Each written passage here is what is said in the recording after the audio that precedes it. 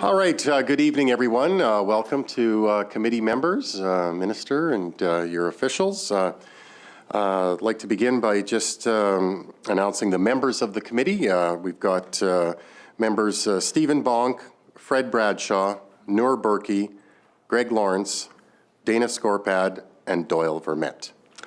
Substituting in today, we have Todd Gowdy for Stephen Bonk, and we have Mr. Love for Noor Burki, and Mr. Wotherspoon for Doyle Vermette. We're going to commit to supplementary estimates. Number one, I'd like to advise the committee that pursuant to Rule 148.1, the following 2023-24 supplementary estimates. Number one, we're committed to the Standing Committee on Crown and Central Agencies on November 27th, 2023. Vote 12, Finance Debt Servicing. Vote 13, Sask Builds and Procurement. Vote 86, Sask Builds Corporation. Vote 151, Municipal Financing Corporation of Saskatchewan. And vote 140, Saskatchewan Water Corporation. Today we will be considering the supplementary estimates, number one, for the Ministry of Sask Builds and Procurement and Sask Builds Corporation. We will begin with vote number 13, Sask Builds and Procurement, Major Capital Asset Acquisitions, subvote SP07.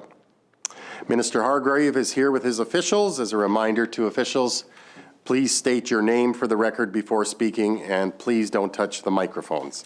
The Hansard operator will turn your microphone on when it's your turn to speak. Minister, please introduce your officials and make your opening comments.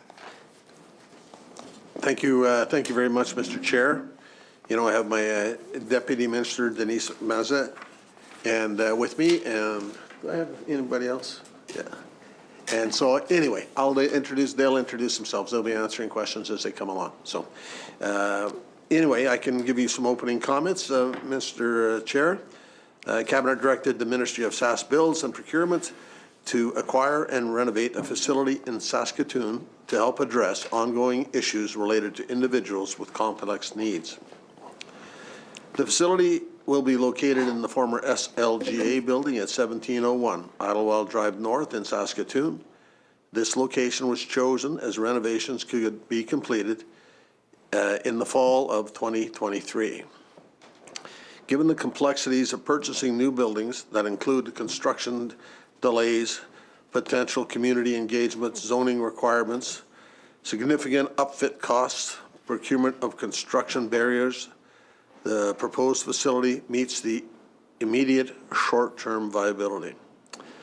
The former SLGA building was already recently listed for sale as part of the closure of government-owned liquor stores and has since been removed from listing to secure for this program. Building improvements to support the facility will be made within the next few months with an original estimated cost of $2.5 million. If the pilot project is successful, government expects that a longer-term location will be required. Thank you.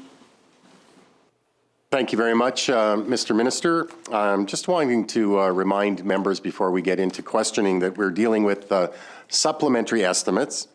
So it'll be a very narrow breadth of questioning strictly to the topic at hand. So with that, I would open the floor to questions, and I look to Mr. Wotherspoon. Sure. Thanks, Mr. Chair. Thank you, Minister, and all the officials that are here tonight. We'll cut straight to it. Just to get some clarity, the Minister's remarks were largely about the property in Saskatoon. I see a note here on the subvote that says the additional appropriation is required for the secure shelter projects that were announced for Regina and Saskatoon. Is there a Regina project that you could speak to as well and provide detail on that front? Just the Saskatoon project is the one in the estimates, yeah. Okay, so just looking in the estimates itself, it's printed on vote 13, and just looking for some clarity. It's identified there in italics below on the subvote, both Regina and Saskatoon. I'm just wondering why it was included in the subvote as a detail.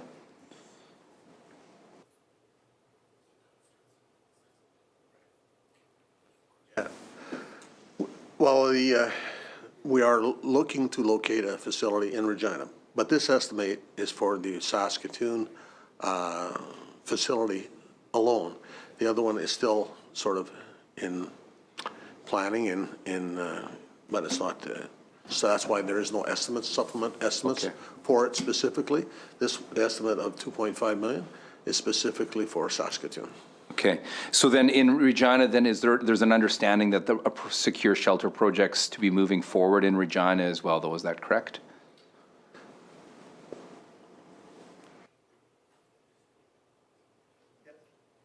No, that's part of the plan, is to have a Regina facility, but it's not as advanced. We already own the property in Saskatoon, so it was a lot easier, more to facilitate. So we may have to be back for estimates on the Regina property. What's sort of the timeline for the Regina project as far as timeline for funds, or what's the goal to have a safe shelter in place in Regina?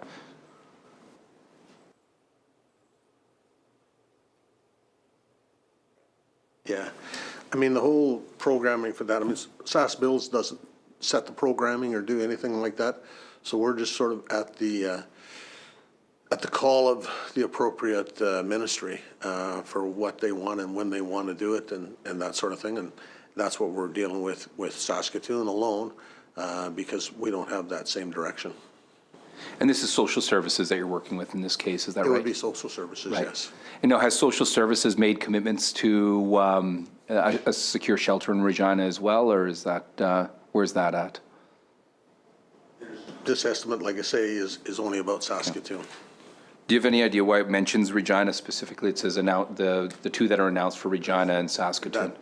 You'd have to ask social services. Okay. They want to have obviously more shelters than one. We want to see how one works, so, yep.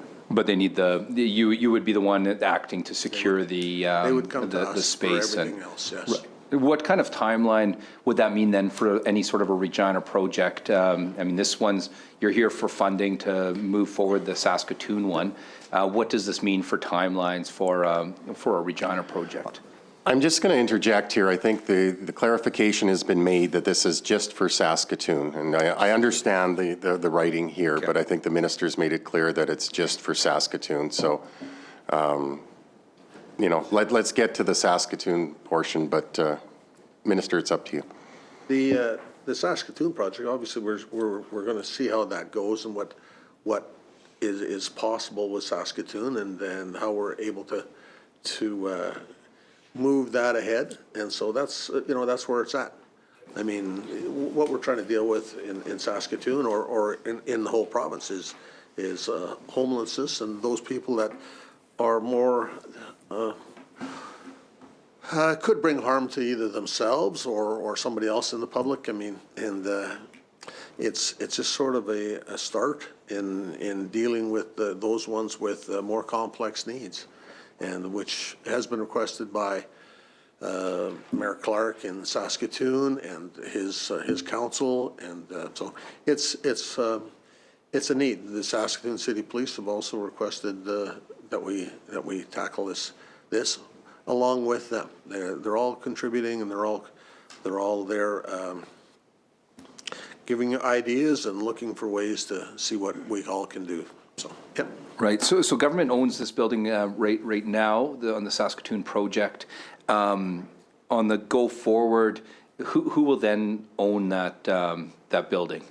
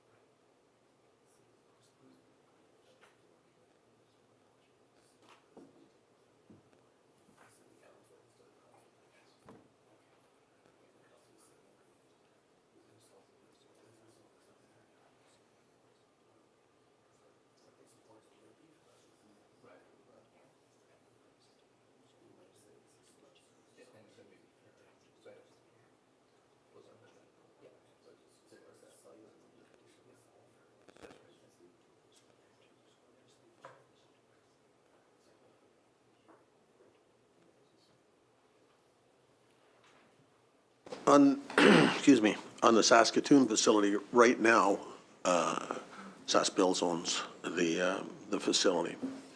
And future plans will be made down the road. We have, we're looking at 18 months or so with the zoning requirements. And so we will deal with the property over this next 18 months. We'll see how the shelter works. No, thanks for that. And who's going to be responsible and operating, operating the project, and who's going to be dealing with maintenance? It'll be SaskBuilds. It'll be social services.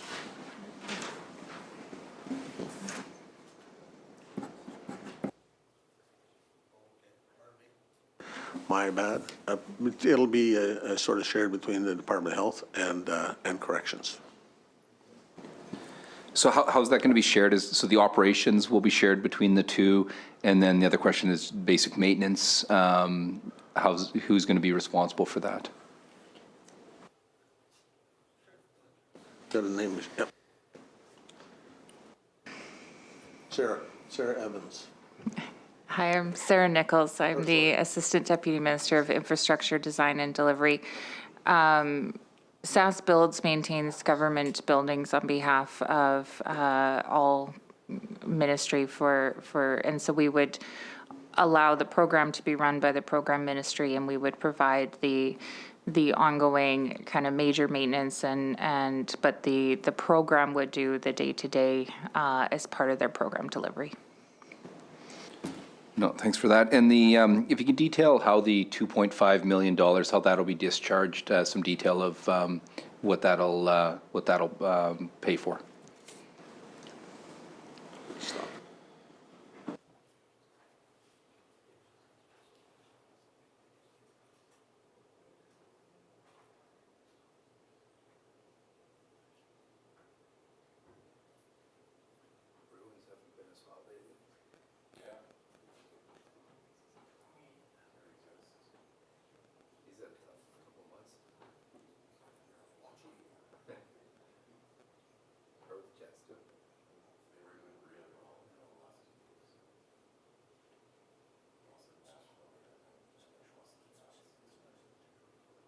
Settling down in Chicago this week or today? What a mess. Is there anything new on that today? Hi, Sarah Nichols again. So SaskBuilds and procurement supports capital priorities of ministries across government, and so we work to find a solution to problems that ministries are facing. And so in the case of this one, we wanted to move with expediency. We wanted to target being open really for the winter season.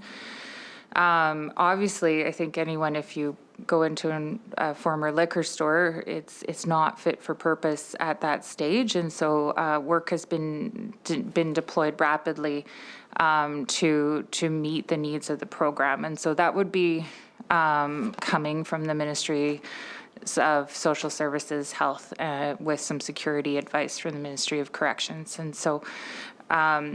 Our team is working through those requirements and also working to move as quickly as possible. And so the capital funding allows us to put in beds, shower facilities, appropriate to be able to provide the needs of the program. Like all of our major infrastructure projects, we capture the needs and requirements from the ministry, we develop a plan and a budget, and then we help deliver that project for the ministry. In this case, we wanted to move very quickly, wanted to look to solutions to be able to fit the needs that were being requested from us in terms of the ministries that were putting it forward. No, that's, and the $2.5 million, then will these dollars get this facility into the state that would be operational and functional, and doors will be able to be opened up? Yes. We also are listening to the ministries in terms of requirements. This is a pilot. When we went to Saskatoon City Council, we were talking about the emergent need, and that is the current zoning that we have.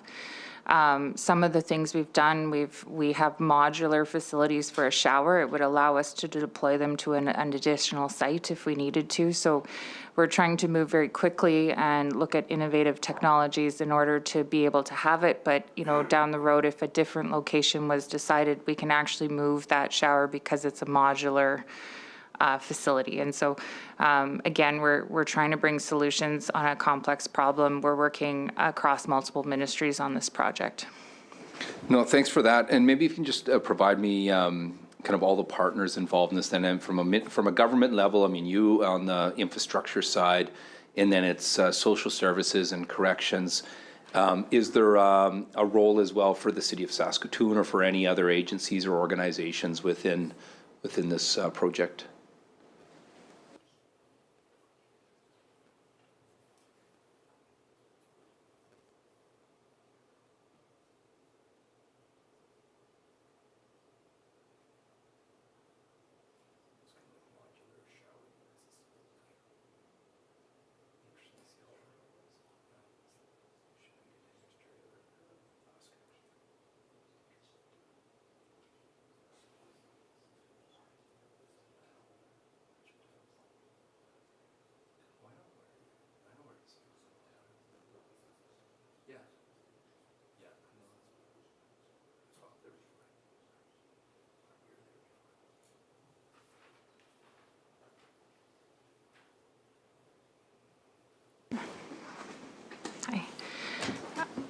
So we continue to work with the ministries that are involved in this project. It's being led by the Ministry of Social Services, with the Ministry of Health, Ministry of Corrections Policing, and the Ministry of Justice.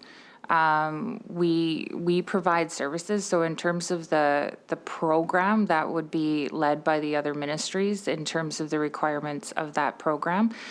In terms of who their partners in the consultation, that hasn't been the role of the Ministry of SaskBuilds and Procurement. No, that's fair. Understanding your mandate.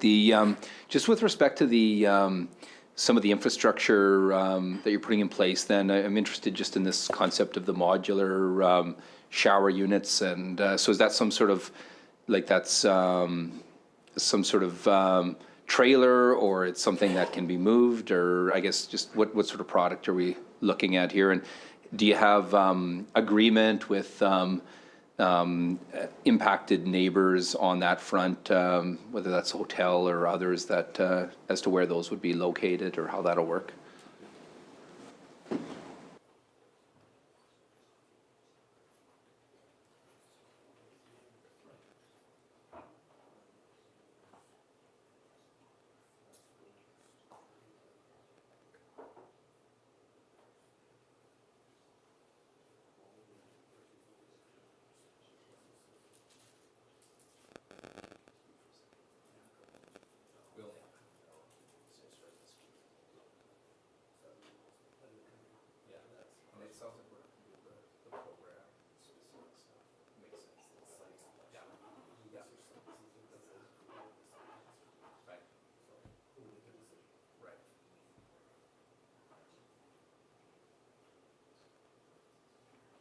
So yesterday, it's a silly question, but when the GM states out of the Blackhawks yesterday, it says that here's the deal, it didn't have anything to do with these other rumors. You think that's straight, should just be trusted straight up? Is that the? I think so. Yeah, I think so too.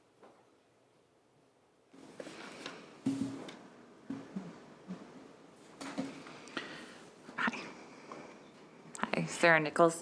The showers I was talking about were really just an example of how we're trying to move quickly to meet a need from the infrastructure side. They're in the building. They're not adjacent. Conveniently, in an SLGA building, there was a loading dock. So I don't know that we can slide them into every building, Right. but in that case, it was rather efficient. And in terms of consultation, so again, we are really a support in helping deliver. And so we've been helping because we do provide some support to social services and the other ministries on things like the zoning process. It has been led by the Ministry of Social Services, and so we've been working on supporting them in terms of consultation. Community members within 300 meters of the facility received a letter from the province. We worked through the public council meeting in Saskatoon, but those specific consultations would be better answered by the program ministries. Sure. No, appreciate that. My colleague from Saskatoon might have, I think he has a question or two here.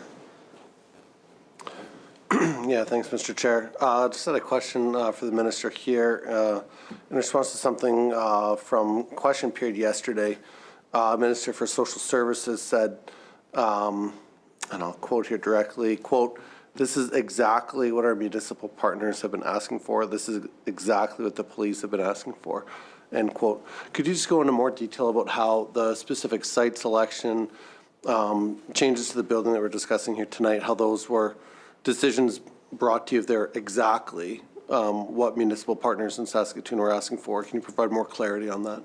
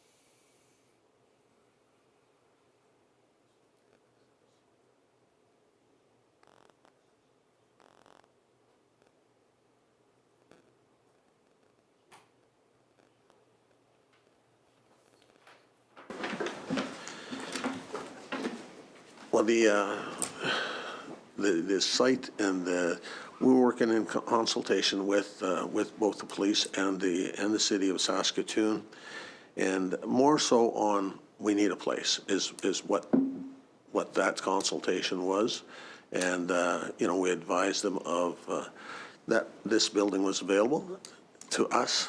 It would allow us to get in there very quickly and way quicker than anything else that we could. And winter is coming. Eventually we will get it.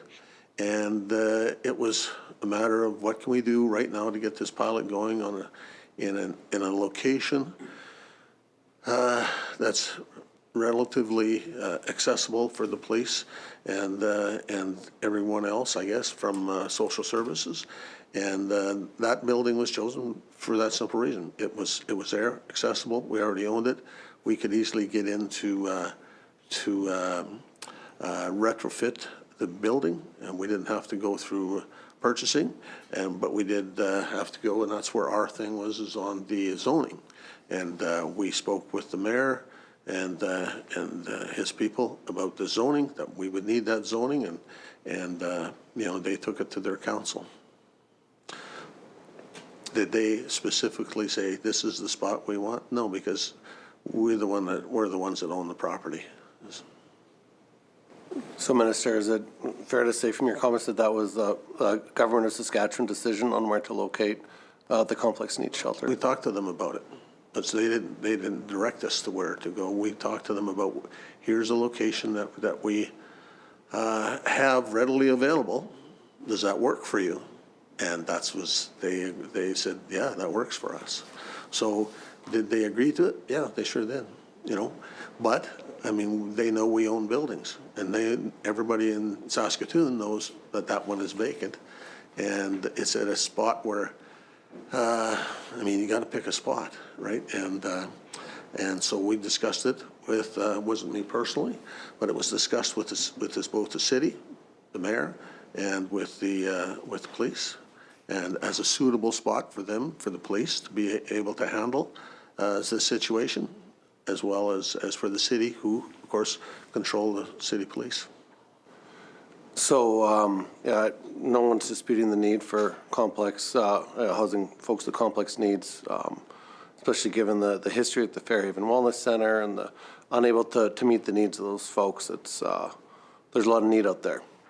But just for clarity, you said this is a proposal brought to the city of Saskatoon by your government. Were there any other locations, possible locations, considered or proposed to the city of Saskatoon that they could choose from, or was this the only option given to them?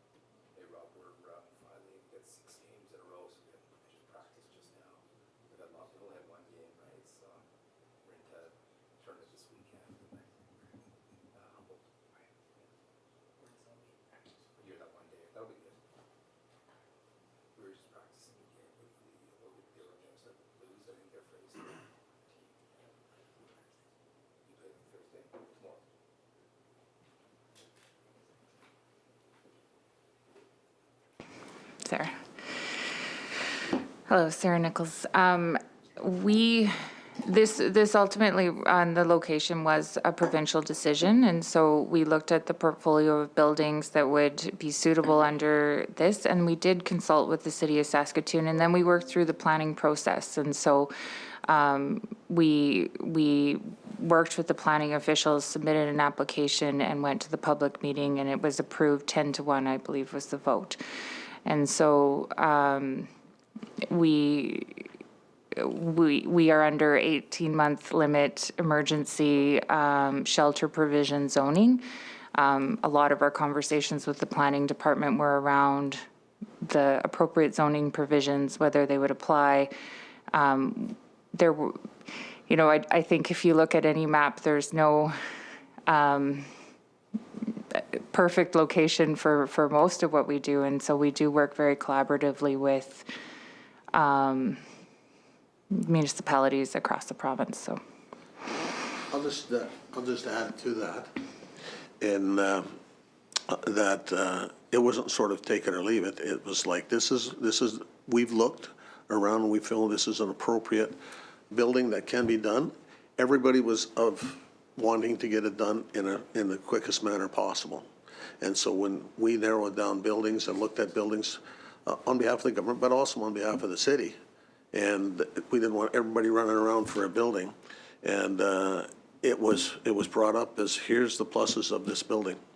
Do you like that? If they would have said no, we would have looked further. That would have caused a delay. But that was so it was a decision made in consultation with the city. Ultimately, yeah, it's our building, so we have that. We have to make, somebody's got to make that final decision, and it's our building. But the city was in total agreement, with the vote that they had, the discussion was about 7 hours or whatever at council. And council was very adamant that this was an appropriate building, appropriate location. Yes, we'd love to have some magical spot. I don't know if you read Mayor Clark's comments on it, but it's one where it provided that facility at the right time that we could actually get it done before something tragic happens here in the middle of the winter. And this allowed us to get in there and get it done. And the city and officials at the city and council of the city, except for one, agreed that this was the best spot, and definitely that an 18-month approval of a permit was the right thing to do. And we agree, so. Thanks for that. And I don't know this project as well as my colleagues from Saskatoon or your officials that have been involved in it or those in the other ministries. So you're spending $2.5 million to retrofit or take this building up to standard to be able to be utilized in this way. It's zoned for 18 months. Is there expectation that that asset should be able to continue to be utilized well beyond that 18 months then, or is this plan truly for that 18-month period at this time? I can tell you this much, it's a pilot project. So we got an 18-month window to see how the whole concept works. I mean, there's not a lot of places like that, but there's a lot of places, and I'm sure you'll agree, that this is a big need for the complex needs. I mean, unfortunately, there's far too many homeless out there that don't have complex needs. But sometimes there's a fear of those that do, because they're going through a psychosis at some point or whatever, and they become a danger to themselves and or other people. And that's what this facility is for. This isn't a homeless shelter. This is for ones with complex needs. And so that's why we're building the building the way we are, so that it suits what everybody needs. Thanks, Minister. I think probably our last question. You're right, this is new territory, I think, for our province. Can you point to any other jurisdictions that you're looking to as far as best practice, as far as what changes you'll be making to the building? Is there, a blueprint out there somewhere else that you can point to, say it'll look like this?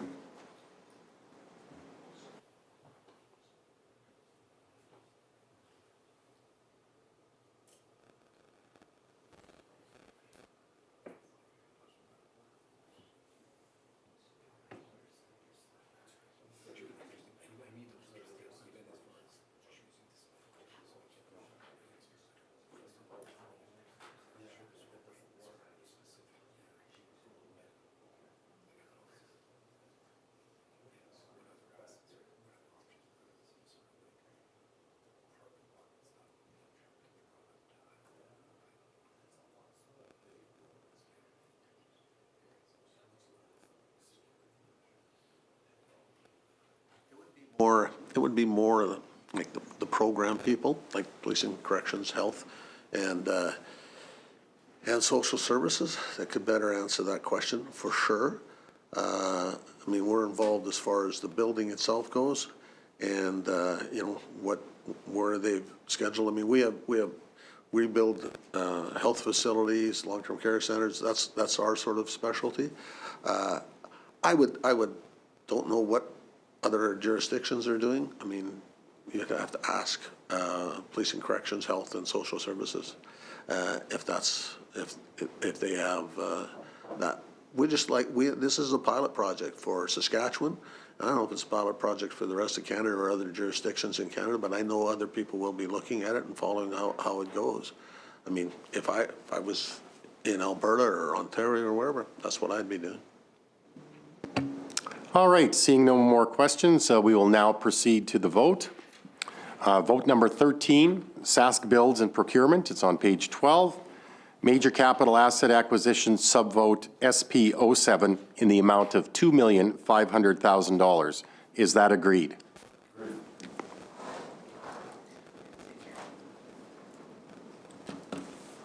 Sask Builds and Procurement, vote 13, $2.5 million.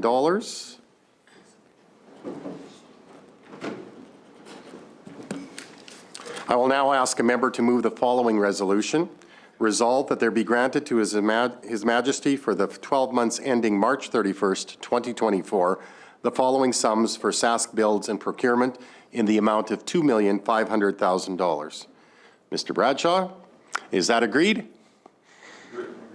Carried.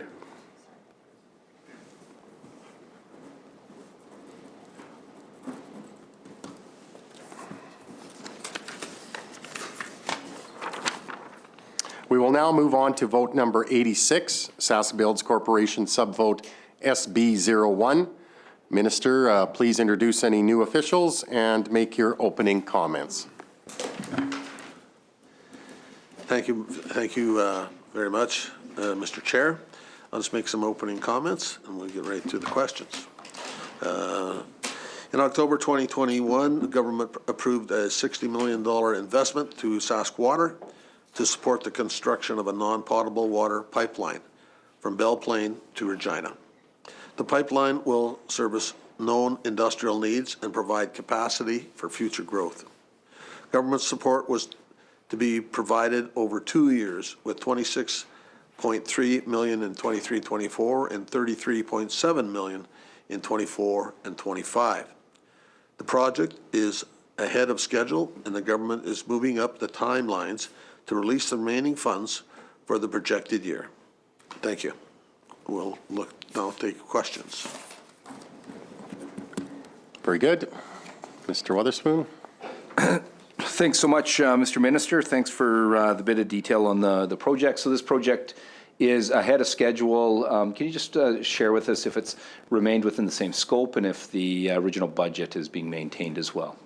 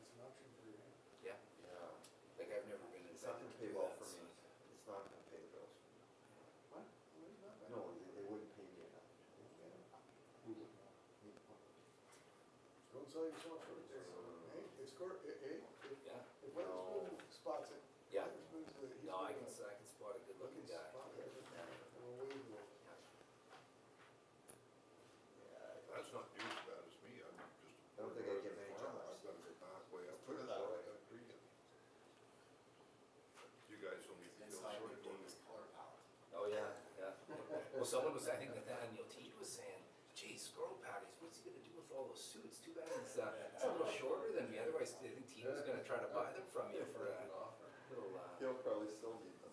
yeah. Yeah. Yeah, you two have similar abilities going on there. I think Park's a little taller. I think I'd have to enlarge him just a little bit. Yeah, me and Bradshaw, I'm gonna buy Bradshaw suits. We're built more the same.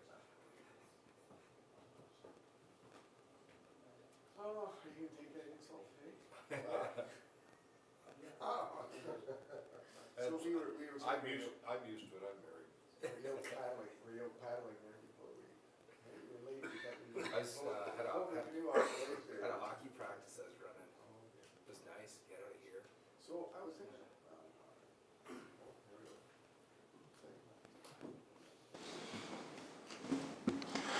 Daniel Hirsch. Our role for this project is really just to fund $60 million of the project. And I mean, the remainder of the project's under Sask Water's purview for scope and costs over and above that. So I guess that we aren't committing to any additional dollars, and anything extra would be funded by Sask Water.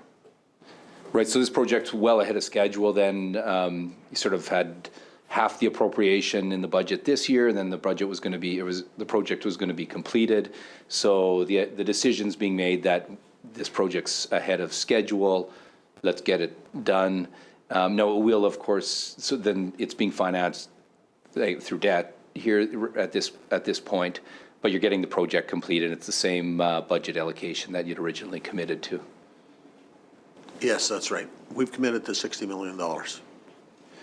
And the project itself, just a little bit more detail, like who are the customers going to be? It's a industrial, it will serve industrial opportunities, which I know are water's critical to that. Just, you know, do you have customers already lined up for that water, or what's that look like?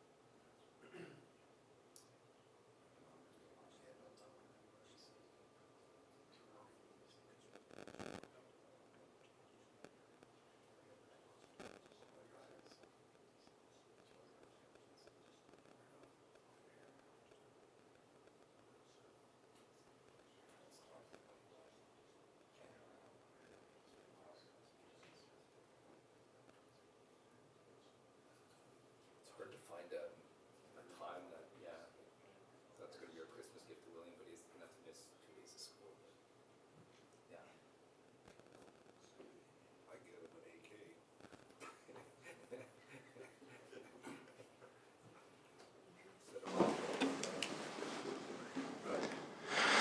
So just a few of the projects that this water line will service are a majority of the major announcements in the Regina region. So Cargill, FCL, AGT, Viterra, as well as some other smaller projects. And it'll also help attract other larger projects to the region. So this is really a economic development and a strategic investment. Yep. Who's doing the construction of the project?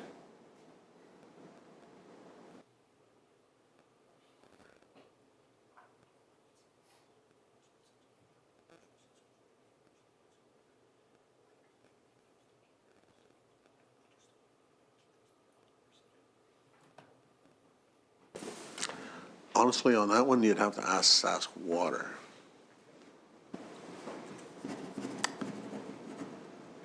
And I guess any questions around sort of the contractual relationship to the water then with those various proponents, that would all be questions for Sask Water, right? Have you been, I should ask, have you been out there and seen what's going on? Have you taken the bus out there? It's like, but I actually have seen the earthwork, so that's Yeah. the earth moving work that's happening just out past the bypass then, is that correct? there's all out there. I mean, Yeah. that's the, you can see the pipeline going in Yeah, out there. yeah, no, I have, yeah. Yeah, it's quite the site. It's even the whole area out there, the development in the area. Yeah. And it's going to attract a lot of, I would think, a new development for that as well, so. Yeah, I know for that area right there and in around the GTH, the water is always one of the big questions for anybody that's looking to locate there. Now, will this service the entire GTH as well? It could service a lot of different facilities all around that area. So, I mean, it'll have the capacity to serve a lot of people. And that's what I'm told by Sask Water. To Right. know exactly, Right. you'd have to ask them, but is a substantial capacity. Yeah, so that's, I guess that'd be the question then. So what is the capacity of it and how much of it's been contracted to date? What percentage of it's been contracted? Okay, You know who to ask, yeah. right. Yeah. Yeah, no, that's, anything else we should know about this project? Any concerns been identified by any of the RMs or the city or any of the proponents or any of those contracting for the water itself? None. It's going to be a big economic factor for that area, and I know, as far as I know, there's been none, no concerns, no complaints. People are actually pretty pleased about it, so. Would it be water that would be potentially contracted for like value-add agriculture and irrigation type, smaller scale type projects as well? It could be for lots of lots of different projects out there. So that's one of the nice features about the pipeline, is that it's a multi-use facility. It's non-potable, so it could be used for obviously commercial properties and just about anything along that line. And where does it start? Where does it end? How long of a pipeline is it?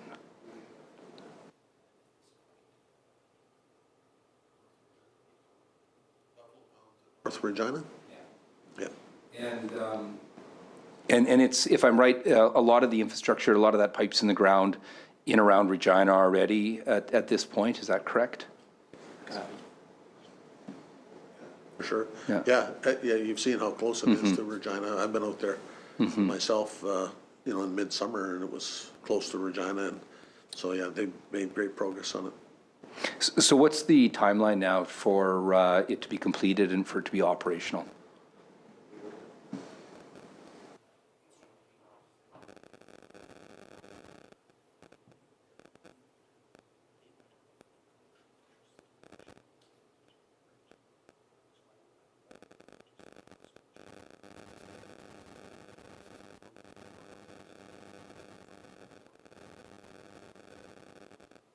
Really, a lot of the questions, I mean, I'm just generally a big supporter of the project because of what it could do for the economy.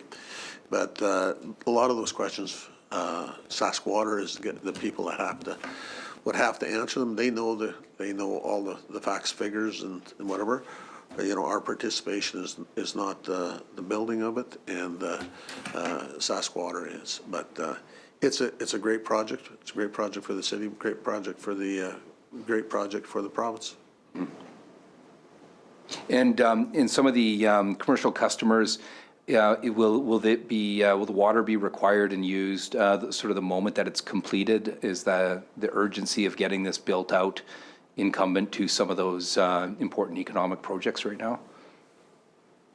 Again, you'd have to ask Sask Water on that question.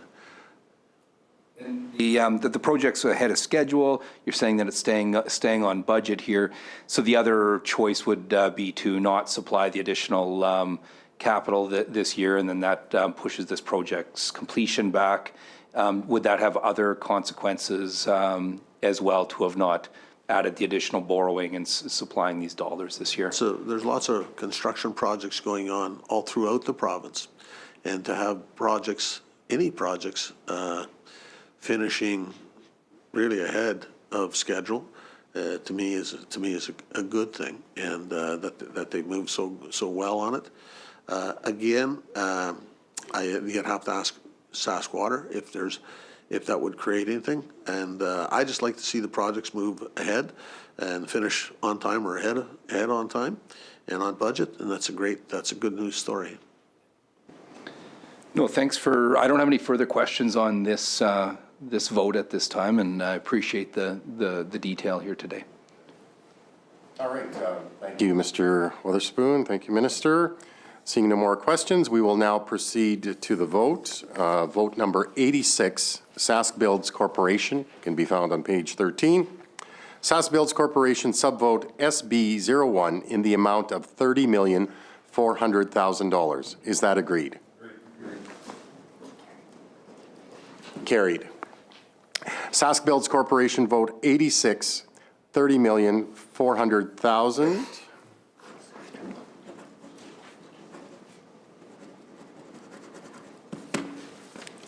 I will now ask a member to move the following resolution.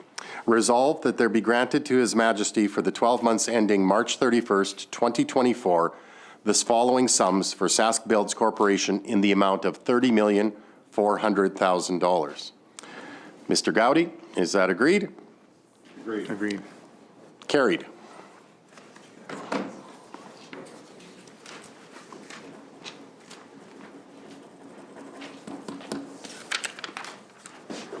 All right, there we go with that.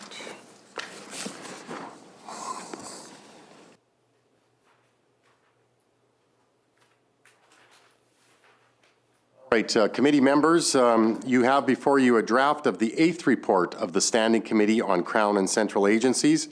we require a member to move the following motion, that the 8th report of the Standing Committee on Crown and Central Agencies be adopted and presented to the Assembly. Mr. Gowdy? Is that agreed? Agreed. Carried.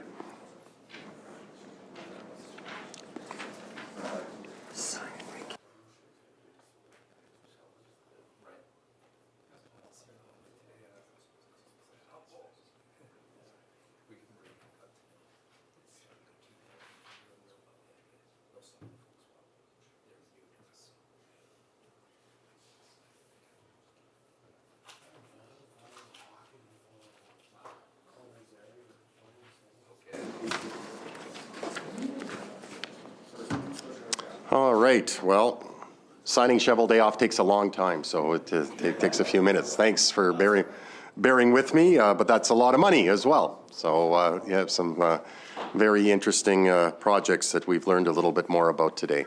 So committee members, minister and officials, that concludes our business for today. Seeing that we have, I'd like to thank committee members and ask participants to say their thank yous as well. Mr. Weatherspoon?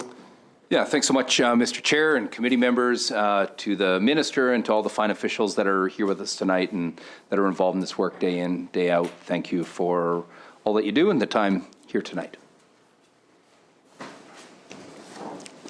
Mr. Minister? Good. I want to thank all the members of the board for being here tonight and the questions that we got.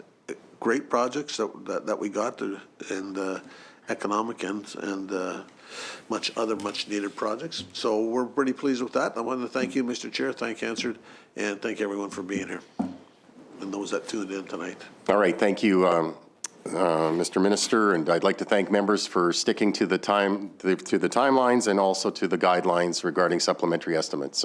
Much appreciated. I would now ask a member to move a motion of adjournment. Enthusiastically moved by Mr. Bradshaw.